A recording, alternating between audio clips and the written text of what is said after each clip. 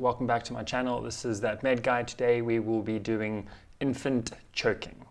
So the first question is why? Why infant choking? Well, infants, which is from birth to 1 year, they choke often because their airway is very small and they eat little things, and these little things get stuck, and this is a concern for many mothers and fathers to be, as well as people who have children.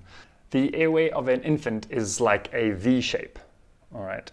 And so what that means is that when a round object like a peanut or a grape or apple slice or whatever the case is that gets stuck, these are just common things that get stuck in an infant's airway, it moves down the V shape and it gets caught in there. And so it doesn't really go into the lungs, it just stops in between the trachea, which is the pipe that goes into the airway. So in infants, the trachea is a V shape, and in adults, it's just a straight tube.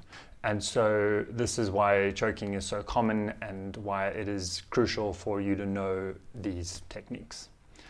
This is oftentimes a thing that people want to know from me as an instructor how to manage, and today we'll be going through why choking, what is choking, and so what are you going to do if you were to come across it. So what is choking? So if your infant child is choking or is having a proper episode of where they're unable to breathe, they will not be able to cough, they will be moving no air at all, and most often they just become still. They just stop because they're not quite sure what to do.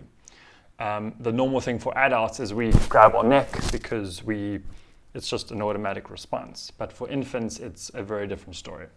So if they're unable to cough, they are unable to move any air, they can't make any noise, they're obviously not going to be talking. So if they're not going to start crying, what you're going to do is you're going to take them in your hands, do 5 back slap. Once you've done your 5 compressions, you're going to put them onto your other arm and you're going to do 5 compressions. And you're going to continue this until the baby becomes limp or stops moving about. Once they stop moving about, it means that their heart has probably stopped.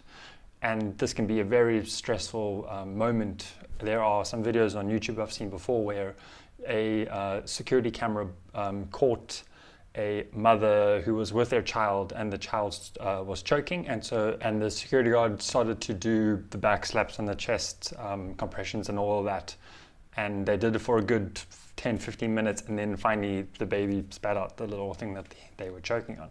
So it was very scary.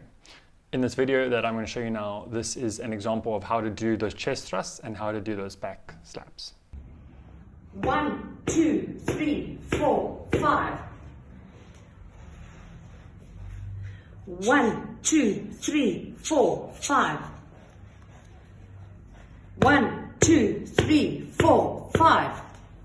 All right, so now once you've done your chest thrusts and your back slaps and you've continued that until the baby becomes limp, so they just stop moving, what you do is you put them on a table or a firm surface where you are able to do it, and then you will perform chest compressions. So doing back thrusts and chest compressions on an infant can be very scary.